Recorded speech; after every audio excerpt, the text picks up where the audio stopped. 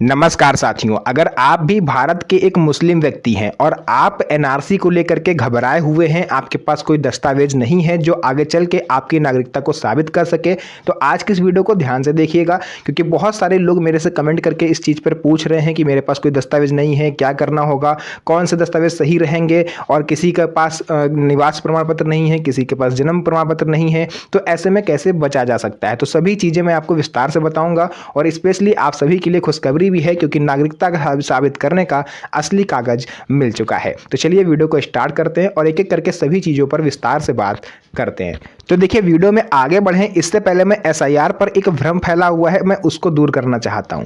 अभी रिसेंटली आपको पता होगा कि यूपी समेत 12 राज्यों में एसआईआर वेरिफिकेशन चल रहा था।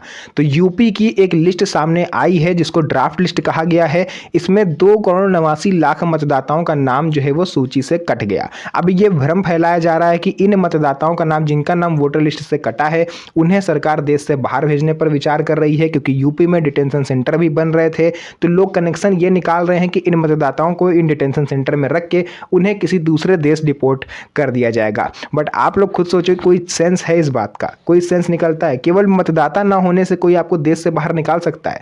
स्पेशली जो मुस्लिम भाई बहन है हमारे, वो सबसे ज़्यादा डरे हुए हैं। उनको ऐसा लगता है कि सरकार केवल उन्हीं को टारगेट कर रही है, जबकि रियलिटी क्या है वो मैं आपको बताऊंगा।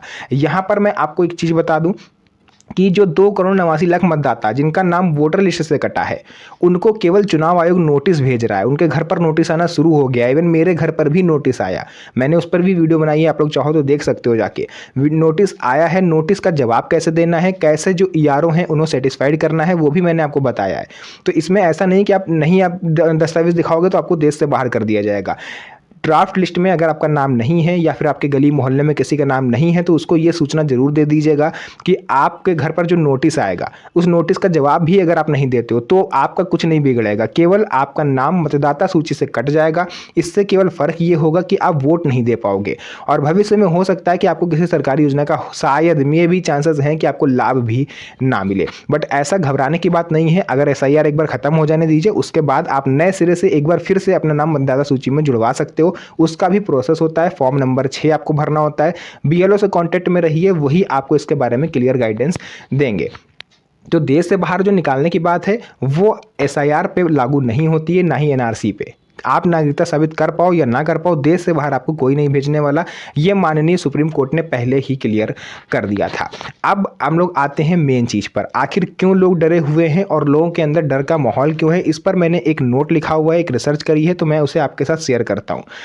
देखिए, सबसे बड़ा जो भ्रम लोगों में फैला हुआ है वो है आधार कार्ड, पैन कार्ड और आपके राशन कार्ड को लेकर के कि आखिर हमारी नागरिकता इससे साबित हो जाएगी। अब मैंने कई सारी इस पर वीडियोस बनाई हैं कि Aadhaar card, PAN card, voter ID card, ration card, ये सरकार नहीं मान रही है। इसके थ्रू आप भारत के नागरिक नहीं बन सकते, ना ही आपकी नागरिकता साबित हो सकती है। रीज़न क्या है वो भी मैं आपको बता चुका हूँ, क्योंकि ये सभी डॉक्यूमेंट बनवाते समय किसी भी स्तर पर वेरिफिकेशन नहीं होता है। जो भी आप जानकारी देते हो उसी जानकारी के बेस पर आपका ये जो प्रमाण पत्र हैं ये बन जाते हैं।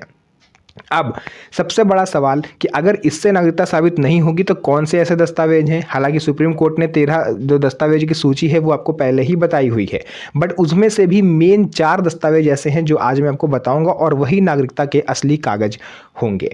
तो नंबर 1 पर तो आ जाता है हमारा, जैसे कि मैंने आपको पहले ही बताया था कि पासपोर्ट। अगर आपके पास पासपोर्ट है तो आप सेफ हो, क्योंकि भारतीय पासपोर्ट भारतीय नागरिकता का सबसे ठोस प्रमाण पत्र है। इसके अलावा दूसरे नंबर पर आ जाता है बर्थ सर्टिफिकेट, यानी जन्म प्रमाण पत्र। अगर आपके पास नहीं है तो आप उसे कोर्ट के माध्यम से बनवा सकते हो। अगर आपको इतना तीम झाम नहीं करना है, इतना फेर में नहीं फंसना है, तो तीसरे नंबर पर सबसे महत्वपूर्ण दस्तावेज है इस टाइम स्थायी निवास प्रमाण पत्र। बहुत सारे लोग ऐसे हैं जिनके पास ना तो जन्म प्रमाण पत्र है, ना ही उनके पास पासपोर्ट है। तो ऐसे में आप अपना स्थायी निवास प्रमाण पत्र दिखा सकते हो। ध्यान से सुनिए मैं किस चीज़ को बोल रहा हूँ। अगर आपके पास निवास प्रमाण पत्र है तो पहले उसको ओपन करिए और उस पर देखिए लिखा क्या हुआ है। अगर सामान्य निवास प्रमाण पत्र लिखा है तो वो मान्य नहीं है, आपके घर पर नोटिस आएगा। लेकिन अगर आपके जो निवास प्रमाण पत्र है उस पर मूल निवास प्रमाण पत्र लिखा है या स्थायी निवास प्रमाण पत्र लिखा है तो ही उसको वैलिड माना जा रहा है। तो ये महत्वपूर्ण डॉक्यूमेंट है। उसके बाद आ जाता है आपका नागरिकता प्रमाण पत्र। अगर आप कहीं बाहर रहते थे, आपने आके भारत में शादी करी, या भारत में आप शादी करके बाहर रहने चले गए हो और आप वहीं पर रहते हो, तो ऐसे में आपको नागरिकता प्रमाण पत्र जारी किया जाता है, जो कि गृह मंत्रालय की वेबसाइट से आप आवेदन करके आराम से उसको रिसीव कर सकते हो। अब यहाँ पर भी एक फेर ये है कि सिटीजनशिप एक्ट 1955 यहाँ पर बहुत महत्वपूर्ण भूमिका निभा रहा है। इस एक्ट के तहत 1987 से पहले जन्मे सभी नागरिकों को भारत का नागरिक स्वतः मान लिया जाएगा, उनसे किसी तरह की कोई दस्तावेज की डिमांड नहीं करी जाएगी। बट रिसेंटली हुआ क्या कि दिल्ली, यूपी, झारखंड समेत कई जगह पर जो है घुसपैठिए पकड़े गए हैं, जिनके पास आधार कार्ड भी है, वोटर आईडी कार्ड भी है, इवन उन्होंने राशन कार्ड तक बनवा के उससे भी वो राशन उठा रहे थे। तो अब क्या हुआ, अब सरकार चौकन्नी हो गई और भी ज़्यादा उन्होंने प्रक्रिया सख्त कर दी। सिटीजनशिप एक्ट 1955 में थोड़ा सा चेंजेस ये करा गया है कि 1987 से पहले जो लोग जन्म हुआ है जिनका, अगर वो देखिए दस्तावेज तो उनसे मांगे नहीं जा सकते, बट एक चीज़ यहाँ पर सरकार ने अपनी तरफ से ऐड ऑन करी है कि आपको ये साबित करना होगा कि आप वाकई भारत में 1987 से पहले रह रहे थे। क्योंकि बहुत सारे घुसपैठिए हैं जिन्होंने झूठ मूठ का आपको बताया, मतलब उन्होंने 1987 से पहले के दस्तावेज बनवा रखे हैं, और या फिर उनको ये चीज़ अच्छी तरह से पता है कि जो भी अधिकारी मेरे घर पर आएंगे, सिटीजनशिप एक्ट 1955 का वो लोग गलत इस्तेमाल कर रहे हैं, और वो ये जानते हैं कि जो अधिकारी आएंगे वो हमसे हमारे दस्तावेजों की मांग नहीं करेंगे, क्योंकि रूल यही है, एक्ट यही कहता है कि 1987 से पहले पैदा हुए लोगों से सरकार या कोई भी अधिकारी डॉक्यूमेंट नहीं मांग सकता, वो स्वतः भारतीय नागरिक माने जाएंगे। बट यहाँ पर एक गंभीर सवाल है कि कैसे पता चलेगा कि सामने वाला व्यक्ति सच बोल रहा है या झूठ बोल रहा है। हो सकता है वो 1987 से बाद में भारत में आया हो, या बाद में यहाँ पर रह रहा हो, घुसपैठिया हो, अभी 5 साल पहले आया हो और बता रहा है कि हम 1987 से पहले से रह रहे हैं। तो ऐसे में सरकार ने एक तरकीब निकाली कि इन लोगों से जिनका जन्म 1987 से पहले हुआ है, उनको कोई एक दस्तावेज दिखा देना है जो ये प्रूफ कर दे कि हाँ वो वाकई 1987 से पहले से भारत में रह रहे हैं। और आप यकीन मानिए, अगर आप 1987 से पहले से रह रहे हो तो आपके पास कोई ना कोई दस्तावेज ऐसा जरूर होगा, चाहे घर मकान की रजिस्ट्री हो, कक्षा 2 की मार्कशीट, 5 की मार्कशीट, कक्षा 8 की मार्कशीट, आपका जाति प्रमाण पत्र, निवास प्रमाण पत्र, 10th क्लास की मार्कशीट, मतलब कोई ना कोई ऐसा दस्तावेज जरूर होगा जो ये प्रूफ कर देगा कि आप वाकई 1987 से पहले से भारत में रह रहे हो। तो बस इतना सा सिंपल सी चीज़ है। उसके बाद देखिए और कौन सी ऐसी चीज़ें हैं जो आपको सेफ रख सकती हैं, उस पर भी मैंने यहाँ पर लिखा हुआ है।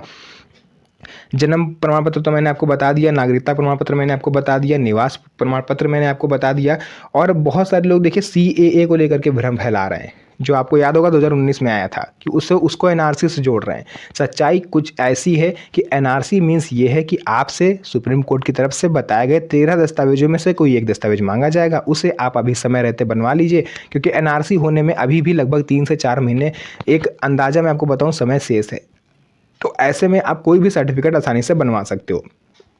अगर आप NRC लागू होने के बाद कोई दस्तावेज बनवाते हो तो फिर आपको भीड़ काफ़ी ज़्यादा मिलेगी कार्यालयों में, और आपका जो इस वेरिफिकेशन है वो भी थोड़ा हार्ड हो जाएगा, है ना, बिना वेरिफिकेशन के बनेगा भी नहीं। तो अभी आपके पास समय है, आप जो भी आपके पास दस्तावेज नहीं है आप बनवा लो। वैसे अगर आपके पास जन्म प्रमाण पत्र, पासपोर्ट, निवास प्रमाण पत्र, 10th क्लास की मार्कशीट, घर मकान की रजिस्ट्री या 1987 से पहले का कोई भी दस्तावेज है तो आप पूरी तरह से सेफ हो, और यही नागरिकता के असली कागज माने जाते हैं। तो जो भी डिटेल थी मैंने आपको पूरा बताया। अगर आपके मन में कोई भी डाउट हो, कोई भी क्वेश्चन जो आप मेरे से पूछना चाहते हो, आप कमेंट सेक्शन में पूछ सकते हो, उसका रिप्लाई मैं आपको दे दूंगा। तो फिलहाल के लिए आज की इस वीडियो को यहीं तक रखते हैं, फिर से मुलाकात होगी आप सभी से एक और नई मज़ेदार वीडियो में। तब तक के लिए धन्यवाद। जय हिंद।